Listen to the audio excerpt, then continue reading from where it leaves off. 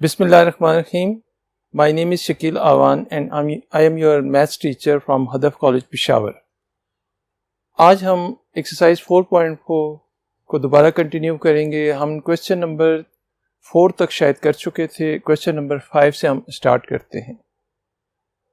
तो वो ये कहते हैं, इस क्वेश्चन में आप देखें, find x so that x plus 7, x minus 3 and x minus 8 form a 3-term geometric progression. Also find geometric progression. मैं क्वेश्चन को ज़रा शॉर्ट फॉर्म में लिखता होता हूँ. बेसिक सारी उसके अंदर होती है, लेकिन थोड़ा सा चेंज करके लिख देता हूँ कि ज़रा लिखने में प्रॉब्लम ना हो. तो देखें, ये 3 ज्योमेट्रिक प्रोग्रेशन की टर्म है. तो हम सिर्फ अपनी आसानी के लिए सिंस इसके सॉल्यूशन में इनको नाम दे देते हैं. Let a1 is equal to x plus 7, a2 is equal to second term को आपने x minus 3 कह दिया और x minus 8 को आपने a3 कह दिया. a3 is equal to x minus 8. x ये जो 3 टर्म दी हुई थी उनको हमने a1, a2, a3 का नाम दे दिया है. अच्छा, क्वेश्चन को आगे ले जाने से पहले कुछ चीज़ ज़रा समझा दूं. ये रिजल्ट्स, 2 रिजल्ट्स बड़े इंपॉर्टेंट रिजल्ट्स हैं. इधर मैं एक रफ वर्क सा बनाता हूं, उसमें आपको थोड़ा सा एक्सप्लेन कर देता हूं. देखें, हमारे पास कुछ नंबर्स हैं. मैं कहता हूं 1 है, 4 है और 7 है. ये बताएं, ये कौन से प्रोग्रेशन है? दिस इज, इसमें और इसमें डिफरेंस कितना आता है? 3 का. इसमें डिफरेंस कितना आता है? 3 का. जब डिफरेंस सेम हो तो उसको हम कहते हैं अरिथमेटिक प्रोग्रेशन. कौन सी प्रोग्रेशन? Arithmetic progression. ये रिजल्ट्स याद रखने हैं. ये रिजल्ट्स मैं इस क्वेश्चन में यूज़ करूंगा और एपी के क्वेश्चन में भी यूज़ हो सकते हैं, एमसीक्यूज में पूछे जाते हैं. तो सिंस ये हमारे पास a1 है, ये a2 है और ये a3 है, तो 4 minus 1 is equal to 7 minus 4 है या नहीं? आपके पास 4 minus 1 कितना आता है? 3. 7 minus 4 कितना आता है? 3. तो इसका मतलब क्या है? a2 minus a1 is equal to a3 minus a2. अगर a1, a2, a3 arithmetic progression में हों तो हमारे पास रिजल्ट क्या होता है? उस रिजल्ट को मैं रेड कलर से वो कर देता हूँ. अगर ये 3 नंबर्स अरिथमेटिक प्रोग्रेशन में हों तो हमारे पास ये रिज़ल्ट आपने याद रखने हैं. जब भी AP में होंगे तो a2 minus a1 is equal to a3 minus a2 होगा.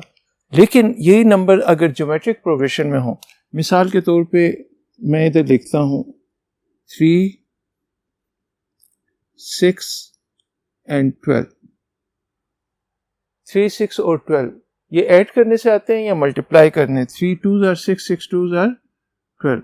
तो यहाँ पे a1 है, ये a2 है और ये a3 है. ये 3 नंबर्स हैं. ये किस में है? Geometric progression. तो ज्योमेट्रिक प्रोग्रेशन में माइनस करने से वो सेम रिजल्ट नहीं आते, बल्कि इसको इससे डिवाइड करो और इसको इससे, तो 6/3 will give the same answer as 12/6. लेकिन 6 किस चीज़ को रिप्रेजेंट कर रहा है? 6 इसमें देखें किसको रिप्रेजेंट कर रहा है? 6 रिप्रेजेंट कर रहा है a2 divided by a1 is equal to a3 divided by a2. तो जब भी ये ज्योमेट्रिक प्रोग्रेशन में होगा तो a2 by a1 is equal to a3 by a2. तो ये रिजल्ट्स है.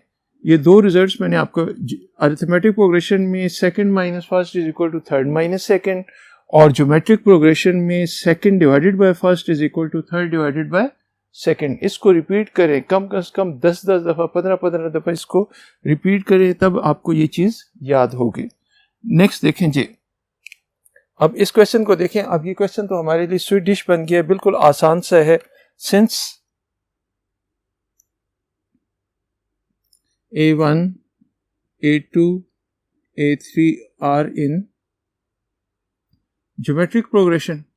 चूंकि ज्योमेट्रिक प्रोग्रेशन है तो ज्योमेट्रिक प्रोग्रेशन का रिजल्ट क्या कहता है कि second by first is equal to third by second. तो implies that second by third A2 by A1 is equal to A3 divided by A2. Cross multiply कर दें, A1 A3 is equal to A2 का square, A1 की वजह A1 की value लगा दें, x plus 7 into x minus 3 is equal to A3 की value क्या है, x minus 8 है, और A2 का स्क्वायर x minus 3 का स्क्वायर। अब इनको मल्टीप्लाई करें, आप मल्टीप्लाई करते हो तो ये मल्टीप्लाई क्या आएगा, x square minus 8x plus 7x minus 7 8 are 56, इसे x square plus 9 minus 6x। कोई मसला तो नहीं है, एक्स स्क्वायर के साथ cancer, minus 8x plus 7x minus x आ जाएगा, माइनस 56 माइनस, और इससे आ जाएगा माइनस 6x प्लस 9। इसको इस साइड पे ले आते हैं, इसको इस साइड पे ले जाते हैं, इसको उधर ले जाते हैं, तो माइनस 6, तो इससे 5x आ जाएगा, और 9 प्लस 56 65, तो implies that value of x is equal to 65 by 5 13 आ जाते हैं। तो x की वैल्यू हमने फाइंड करनी थी, पहली चीज क्या फाइंड करनी थी, x की वैल्यू, तो ये हमारे पास x की वैल्यू आ गई है, x की वैल्यू 13 आ गई है। दूसरी चीज वो मांग रहा है कि एक वो टर्म भी फाइंड करें, A1 फाइंड करें, A2 A3, तो 13 इधर पुट करता हूँ, तो 13 प्लस 7 20, 13 माइनस 3 10, 13 माइनस 8 5। तो वो ज़ुबानी भी कर सकते हैं, लेकिन ज़ुबानी हमने नहीं करना, ज़ुबानी से ज़ुबानी मार्क्स मिलते हैं, सचमुच के मार्क्स नहीं मिलते। तो आए अगले बोर्ड पे चलते हैं, उसमें हम A1 A2 A3 की वैल्यू भी फाइंड करते हैं। तो A1 की वैल्यू क्या आएगी, therefore A1 will be x plus 7 है, तो 13 plus 7 is equal to 20। A2 की वैल्यू क्या आएगी, 13 minus 3 is equal to 10। A3 is equal to 13 minus 8 is equal to 5। तो therefore the sequence is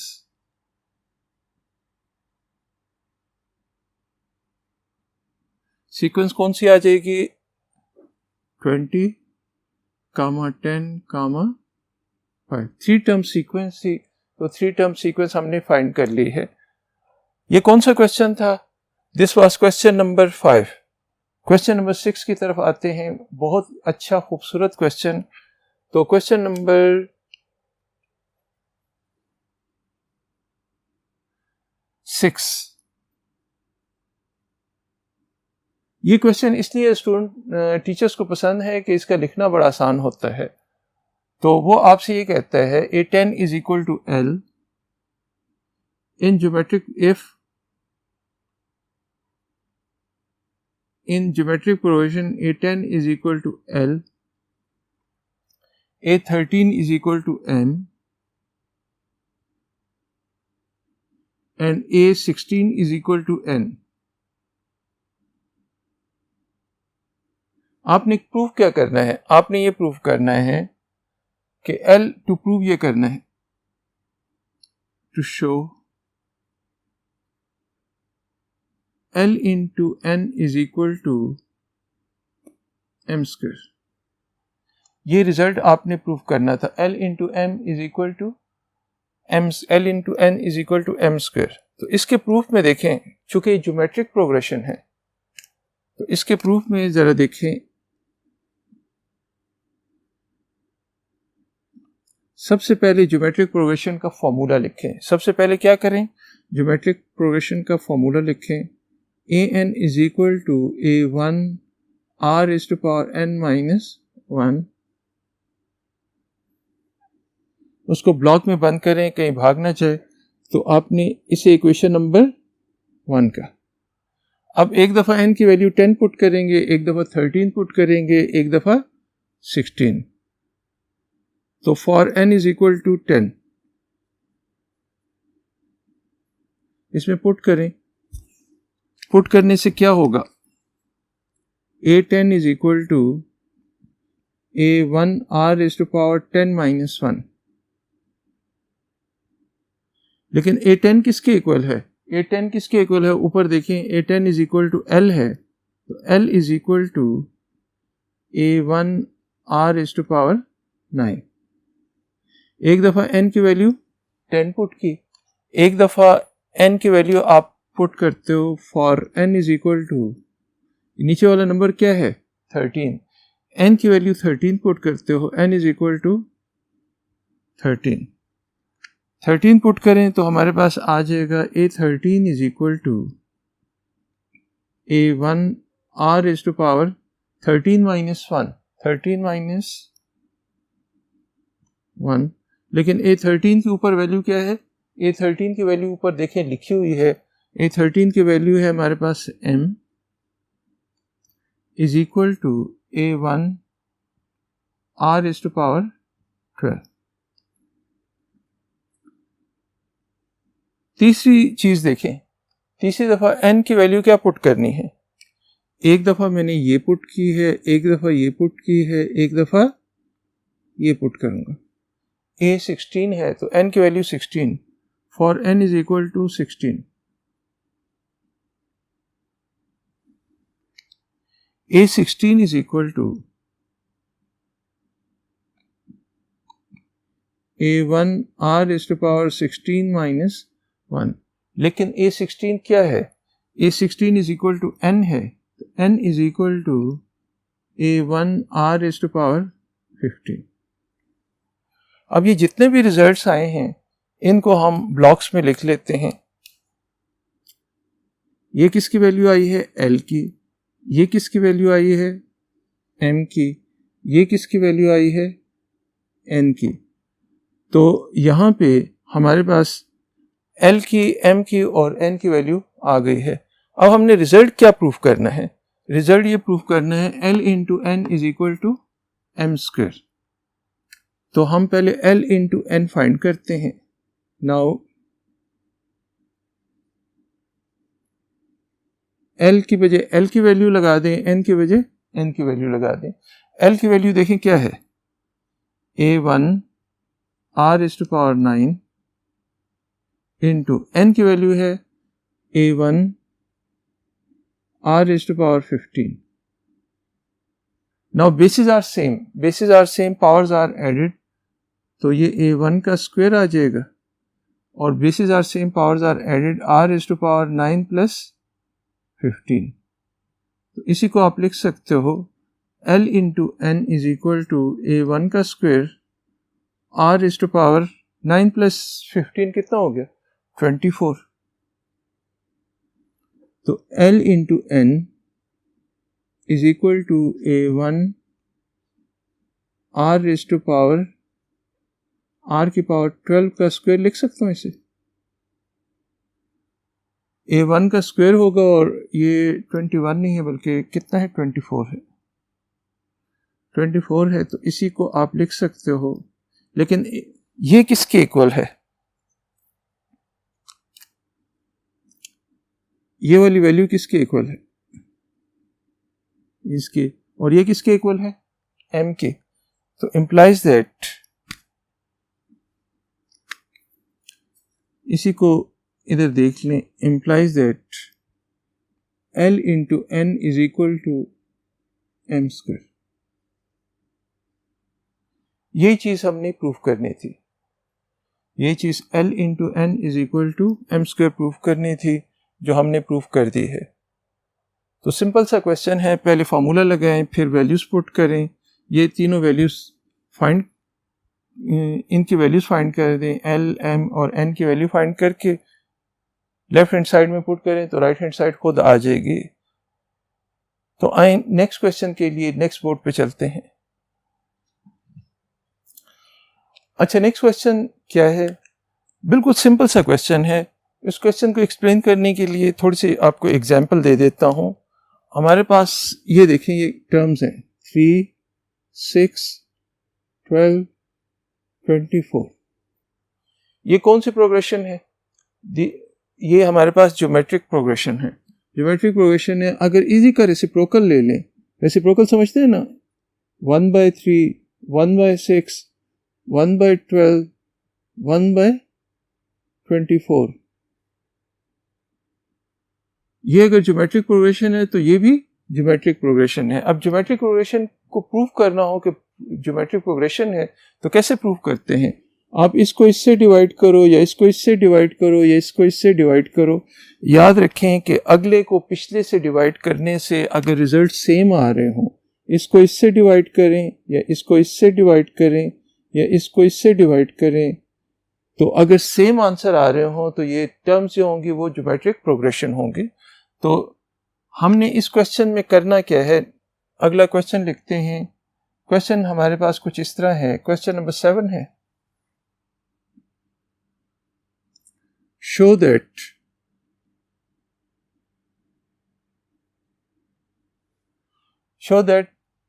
reciprocals of the terms of geometric sequence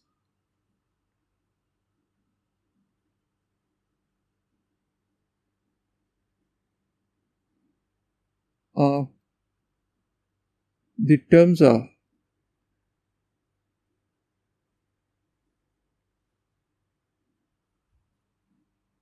geometric progression is geometric sequence also forms geometric sequence.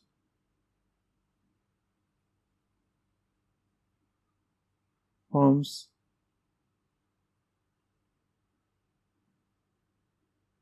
Short form में geometric progression या geometric sequence हम एक ही sense में use करते हैं।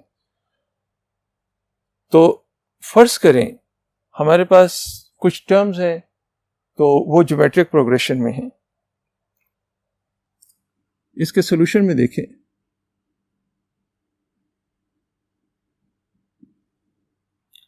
Late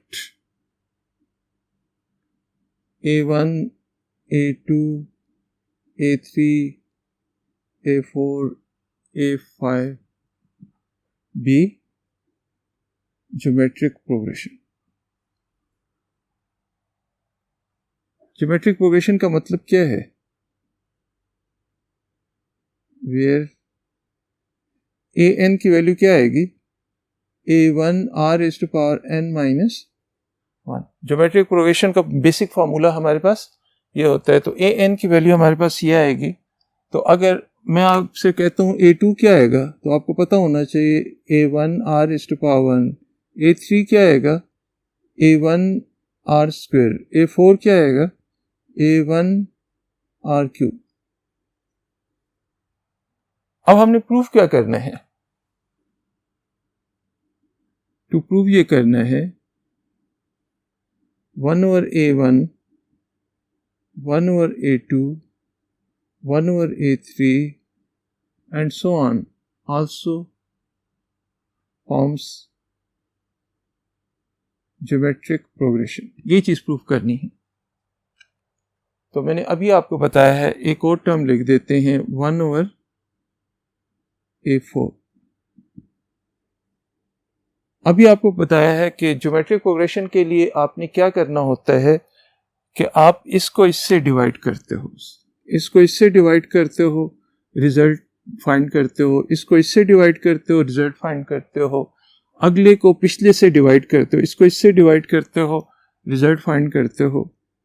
तो अगर रिजल्ट सेम आ रहा हो तो हम कहते हैं कि ये टर्म्स क्या बना रही हैं? Geometric progression. तो now second divided by first, 1/A2 divided by 1/A1, लेकिन A2 की वैल्यू क्या है? A1r। 1 divided by 1/A1, A1 से कैंसिल, तो हमारे पास कितना आ जाएगा? 1/r। सेकेंड को फर्स्ट से डिवाइड किया, अब थर्ड को सेकेंड से डिवाइड करते हैं। 1/A3 divided by 1/A4, A2, इसको हम दोबारा लिख लेते हैं 1/A3 डिवाइडेड बाय 1/A2। तो 1/A3 की वैल्यू क्या है? A3 की वैल्यू इधर देखें क्या है, A1R²। A2 की वैल्यू क्या है? 1/A2 की वैल्यू A1R। एक R इस R से कटेगा, A1 से कटेगा, तो यहाँ पे सिर्फ और सिर्फ 1/R आ गया। सेकंड को फर्स्ट से डिवाइड किया, थर्ड को सेकंड से डिवाइड किया। अब क्या करेंगे? फोर्थ को थर्ड से डिवाइड करते हैं। 1/A4 divided by 1/A3। 1/A4, A4 की वैल्यू है A1R³। A3 की वैल्यू है 1/A1R²। A1 के साथ कैंसिल, R² इसके साथ, तो इससे भी 1/R आ गया। अब ज़रा गौर करें, इसका रिजल्ट क्या आता है? 1/R। इसका रिजल्ट क्या आता है? 1/R। इसका रिजल्ट क्या आता है? 1/R। तो इसका मतलब क्या हो गया? इसका क्या मतलब हुआ? इसका मतलब ये हुआ कि ये तीनों वैल्यूज आपस में क्या है? इक्वल हैं। तो therefore 1/A2 divided by 1/A1 is equal to 1/A3 divided by 1/A2. This is equal to 1/A4 divided by 1/A3 is equal to 1/R आ गया है। तो implies that इसका रिजल्ट क्या निकला वो मैं रेड उससे लिख रहा हूँ। 1/A1, 1/A2, 1/A3 forms geometric progression. ये चीज़ हमने प्रूफ करनी थी। तो इस क्वेश्चन में ये प्रूफ करना था कि अगर ये वाली टर्म्स ज्योमेट्रिक प्रोग्रेशन में है तो इनका रेसिप्रोकल भी क्या बनाएगा? Geometric progression. तो ये रिजल्ट याद रखें कि कोई भी अगर आपको ज्योमेट्रिक प्रोग्रेशन दिए उसी को उलट दें, उसी का रेसिप्रोकल ले लें, तो वो भी हमारे पास ज्योमेट्रिक प्रोग्रेशन होगी। तो नेक्स्ट क्वेश्चन के लिए हम बोर्ड नंबर 1 की तरफ जाते हैं। तो हम कितने क्वेश्चन कर चुके हैं अभी तक? 5 हैं, ये 6 है। तो नेक्स्ट टॉपिक की तरफ आते हैं। अभी तक हमने ज्योमेट्रिक प्रोग्रेशन वाले सारे क्वेश्चन किए थे।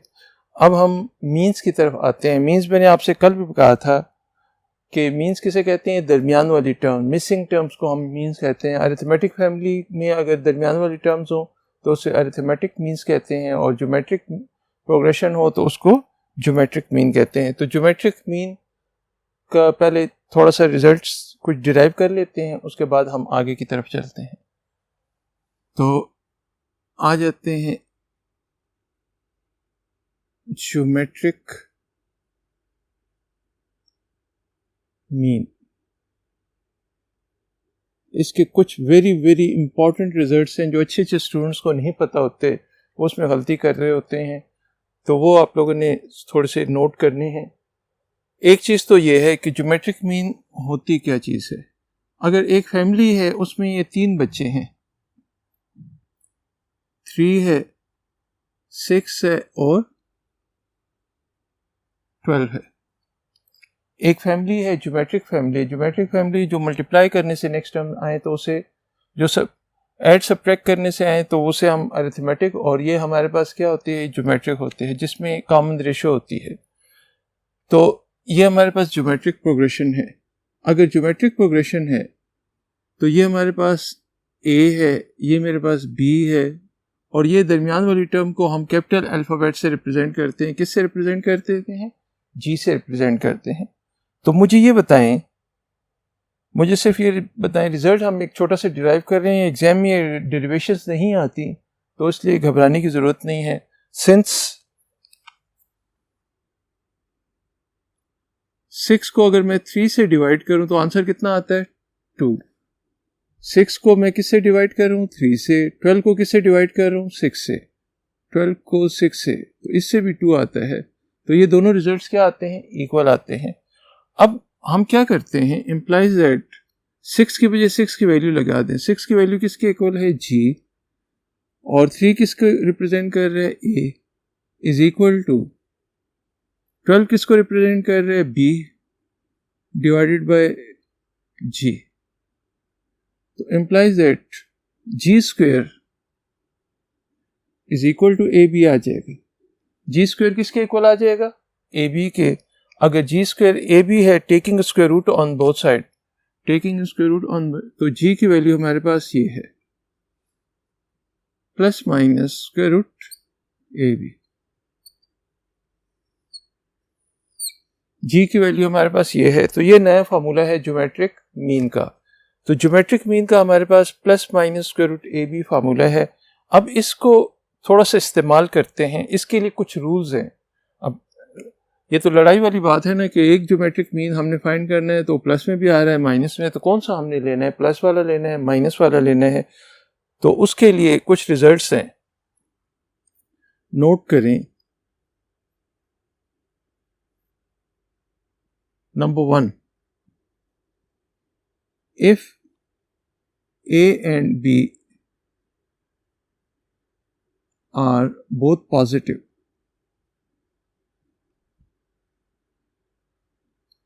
पॉजिटिव हों,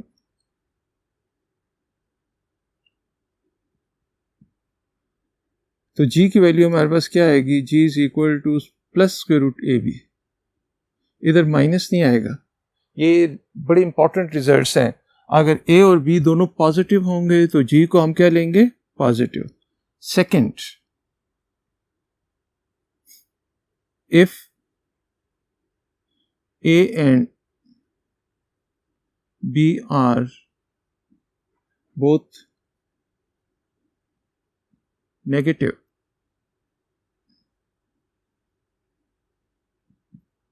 अगर a और b दोनों नेगेटिव हों तो ज्योमेट्रिक मीन जो आपने लेना है वो प्लस में नहीं लेना बल्कि माइनस में लेना है, minus square root A B. और तीसरे वाला, if a and b have opposite signs,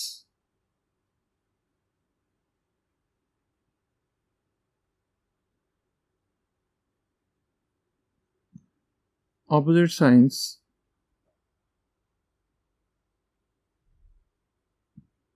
then there is no real geometric mean। हमारे पास रियल ज्योमेट्रिक आयोटा की फॉर्म में तो आ सकता है, लेकिन रियल ज्योमेट्रिक मीन कोई भी नहीं होगा। तो ये 3 रिजल्ट्स याद रखने हैं। अक्सर एमसीक्यूज में आते हैं तो स्टूडेंट प्लस माइनस दोनों ही लिखा होता है, तो वो ऑप्शन में होता ही नहीं है। तो इस वजह से इस चीज़ का ख्याल करें, दोनों पॉजिटिव आएंगे तो प्लस लिखेंगे, दोनों नेगेटिव होंगे तो माइनस वाला, और अगर एक पॉजिटिव हो एक नेगेटिव हो तो हमारे पास कोई भी रियल ज्योमेट्रिक मीन नहीं होगा। तो आए इसके क्वेश्चन के लिए हम नेक्स्ट बोर्ड की तरफ चलते हैं। तो नेक्स्ट क्वेश्चन हमारा है, नेक्स्ट क्वेश्चन नंबर 8 है। 8 में वो ये आपसे कहता है कि ज्योमेट्रिक मीन फाइंड करें। तो 8 का फर्स्ट पार्ट है, इसको हम नाम दे देते हैं let a is equal to, a की वैल्यू उसने दी हुई है 3.14, b की वैल्यू हमारे पास क्या है 2.71, a भी गिवन है b भी गिवन है। तो वो आपसे मांग क्या रहा है कि इसका ज्योमेट्रिक मीन फाइंड करें। तो अब ज्योमेट्रिक मीन का formula plus minus square root A B है, और आपको अभी मैंने बताया है since a and b are both positive,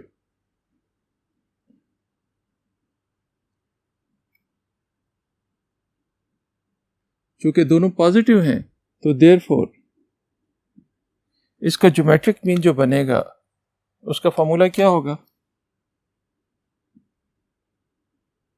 is equal to square root A B plus square root A B. अब इसमें वैल्यूज पुट कर देते हैं। Square root A B means 3.14 into 2.71। इन दोनों को मल्टीप्लाई करके आप क्या करें, इन दोनों को मल्टीप्लाई करें और स्क्वायर रूट, बाकी कैलकुलेटर का काम है, तो इसका आंसर आ जाता है 2.917। बाज़ औक़ात कैलकुलेशन गलत भी हो सकती है, लेकिन आपके पास कैलकुलेटर होता है, कैलकुलेटर से ज़रा चेक कर लिया करें। इसी का सेकंड पार्ट ज़रा देखें, इसी क्वेश्चन का, क्वेश्चन नंबर 8 का सेकंड पार्ट। क्वेश्चन नंबर 8 का सेकंड पार्ट वो ये कहता है, let A is equal to, A की वैल्यू क्या दी हुई है -6, बी की वैल्यू क्या दी हुई है -216। ए की वैल्यू भी गिवन है, बी की वैल्यू भी गिवन है। आपने ज्योमेट्रिक मीन फाइंड करने हैं। तो since A and B both are both negative,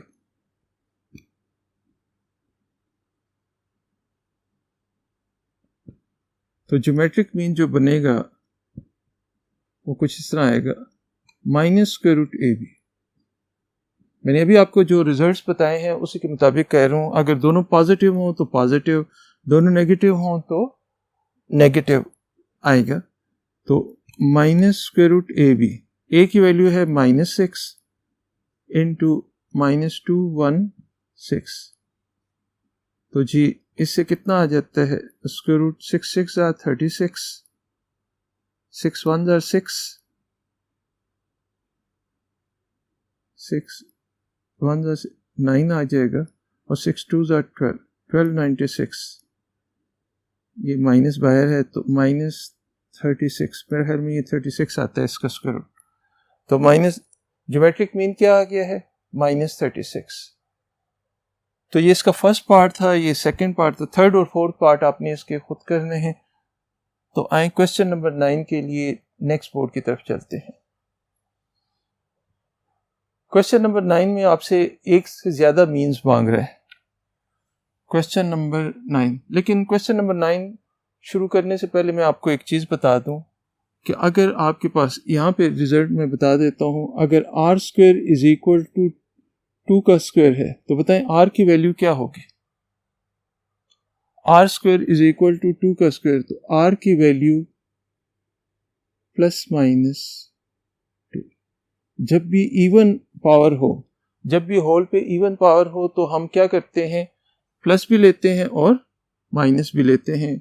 अगर लिखा हुआ है r⁴ इज इक्वल टू 2⁴, तो r की वैल्यू हमारे पास +-2 आएगी।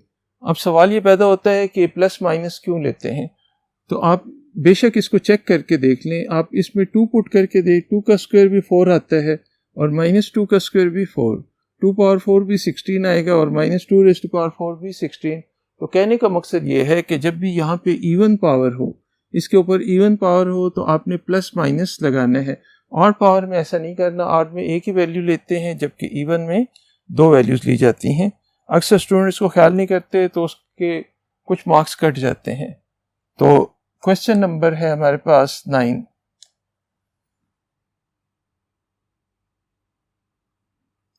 क्वेश्चन नंबर 9 में आपसे कहता है इंसर्ट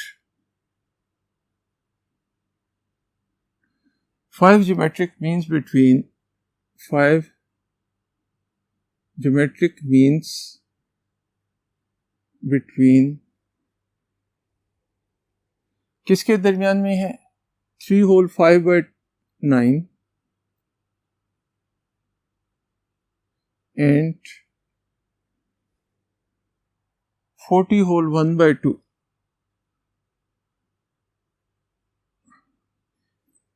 इन दोनों के दरमियान आपने क्या फाइंड करने हैं, 5 ज्योमेट्रिक मीन्स फाइंड करने हैं। तो हमें नहीं पता कि वो ज्योमेट्रिक मीन्स कौन से हैं, तो उन ज्योमेट्रिक मीन्स को हम कोई नाम दे देते हैं। तो इसके सोल्यूशन में आप देखें,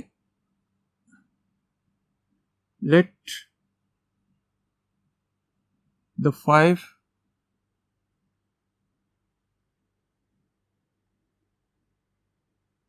between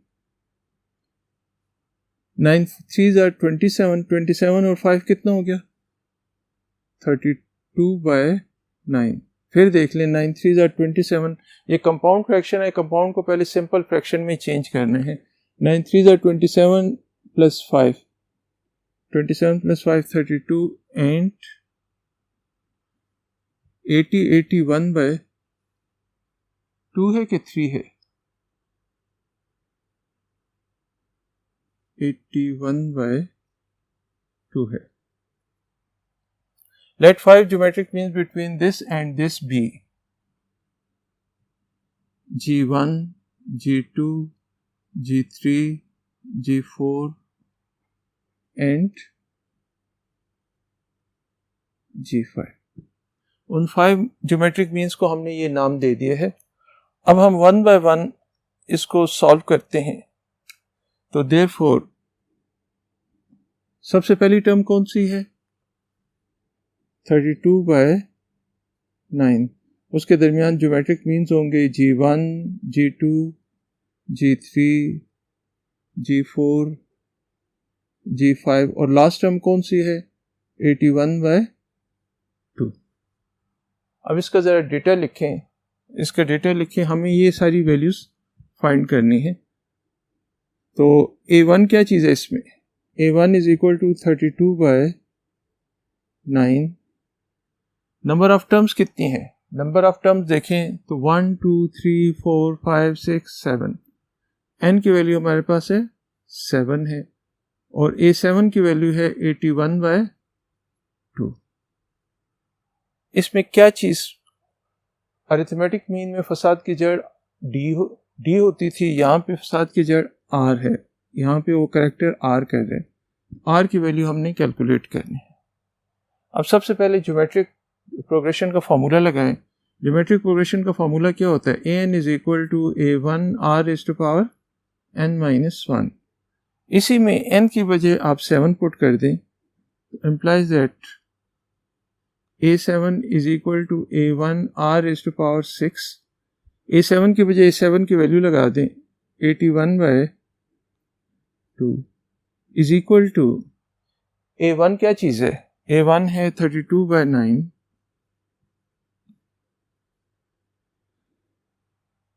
इज इक्वल, और 32/9 a1 की वैल्यू है r इज टू पावर 6। अब ज़रा गौर करें, यहाँ पे ये इधर मल्टीप्लाई हो रहा है, उधर जाकर क्या हो जाएगा डिवाइड। तो इसी को इसके आगे मैं इसको उस साइड पे ला रहा हूँ, 81/2 को एज इट इज़ लिखता हूँ, ये उधर आके इन्वर्ट हो जाएगा into 9/32 is equal to r is to power 6। अच्छा बताएं 81 3 की कौन सी पावर बनती है, 81 आपके पास आ जाती है 3 रेज़ टू पावर 4, 9 क्या बनती है 3 का square divided by 2 into 2 raise to power 5 is equal to r raise to power 6। implies that 3 raised to power 6 by 2 raised to power 6 is equal to r raised to power 6, implies that r raised to power 6 is equal to 3 by 2 raised to power 6। तो r की क्या value आएगी, अभी थोड़ी देर पहले मैंने बताया था कि यहाँ पे अगर इवन पावर्स हों तो ये जो आंसर आता है वो दो पॉसिबिलिटीज़ होती हैं, तो r की वैल्यू हमारे पास आ जाएगी ±3/2। r की वैल्यू क्या आ गई है ±3/2।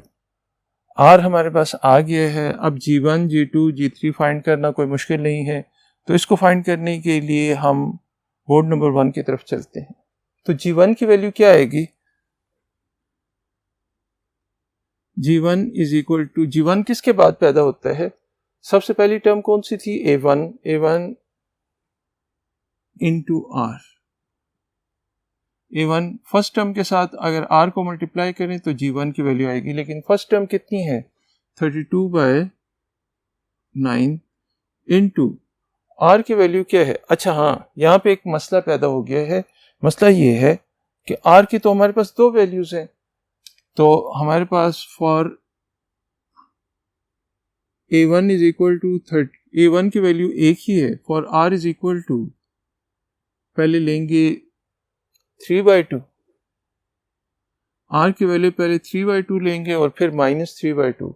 तो ये याद रखें, इसके दो आंसर बनते हैं। बुक में एक आंसर दिया हुआ है लेकिन पॉसिबिलिटी दो की है। उधर एक्सरसाइज से पहले ऊपर एक नोट भी पढ़ लें, वहाँ पे भी है कि जब भी odd number of geometric means होंगे तो वो हमारे पास दो आंसर्स, आपको दो पॉसिबिलिटीज मिलेंगे। तो G1 is equal to A1 R 32/9 into 3/2। तो ये इससे कैंसिल 16 और इससे 3 3 9 तो 16/3। अब G2 किसके बाद पैदा होगा? जाहिर है G1 के बाद पैदा होगा। G2 का नंबर किसके बाद आता है? G1 के। तो G1 इंटू R, G1 की वैल्यू है 16/3 इंटू 3/2, तो 3 3 के साथ कैंसिल, ये 8 आ जाएगा। बताएं G3 किसके बाद पैदा होगा? G2 के बाद, बिल्कुल ठीक। G2 into R is equal to 8 into 3/2, तो ये इससे कैंसिल 4, इससे कितना आ जाता है 12। G4 की वैल्यू क्या आएगी?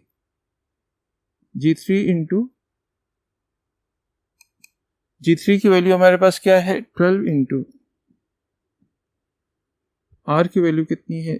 3/2, तो इससे 6 आते हैं, 6 3 आर 18। और G5 की वैल्यू क्या आएगी?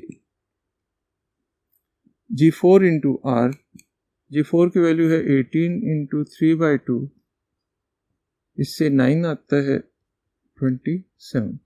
तो हमारे पास जो आंसर आ गया है, इसके लिए आंसर मैं इधर लिख देता हूं। Therefore 3 geometric means for R is equal to 3/2R कौन कौन से हैं जरा बताएं? 16/3, 8, 12, 18 एंड 27। अब R की वैल्यू एक है 3/2, R की दूसरी वैल्यू क्या है? -3/2। तो इधर हम लिखेंगे for R is equal to -3/2। सारे रिजल्ट्स यही आएंगे लेकिन साइंस ज़रा चेंज होंगे। तो देख लें, G1 की वैल्यू हमारे ऊपर वाला ही फार्मूला लिखें, फार्मूला ऊपर वाला ही लिखें। तो G1 की वैल्यू मेरे पास आ जाती है A1 into R is equal to 32/9 into -3/2। तो ये हमारे पास आज G1 की वैल्यू आ जाएगी -16/3। वो सारी वैल्यूज ऊपर से उतारें, सिर्फ ये R की वैल्यू खाली क्या कर दी है हमने? नेगेटिव। तो G1 into R is equal to -16/3 into -3/2, -16/3 into -3/2। तो ये हमारे पास क्या आ जाएगी? 8। G3 हमारे पास आ जाएगा G2 इंटू R, G2 की वैल्यू है 8 इंटू -3/2। आंसर उधर से ही देख के मैं लिख रहा हूँ -12। G4 की वैल्यू हमारे पास क्या आ जाएगी? G3 into R is equal to -12 into -12/-2/3, 3/2। तो इससे हमारे पास आ जाती है +18। और G5 की वैल्यू क्या आ जाएगी? दो सेट ऑफ वैल्यूज आती हैं, दो आंसर्स आते हैं। R is equal to 18 into -3/2 -27। तो इस केस में आंसर में देखें क्या है, पिछले वाले आंसर सारे के सारे पॉजिटिव थे, इसमें negative positive negative positive negative आ गए हैं। तो आपने 2 आंसर लिखने हैं। इसे पीछे एग्जांपल भी दी है, उसमें भी अगर देखें कि अगर 3 मीन्स फाइंड करने हो, 5 मीन्स फाइंड करने हो, 7 मीन्स, तो उसके हमेशा 2 पॉसिबल आंसर होंगे, एक ये सेट ऑफ आंसर होगा और एक ये सेट ऑफ मीन्स होंगे। तो आज का ये इतना ही काम था इस लेक्चर के लिए। नेक्स्ट क्वेश्चंस के लिए हम इंशाल्लाह नेक्स्ट लेक्चर में हम उन क्वेश्चंस को, रिमेनिंग इस एक्सरसाइज के क्वेश्चंस को सॉल्व करें। Thank you.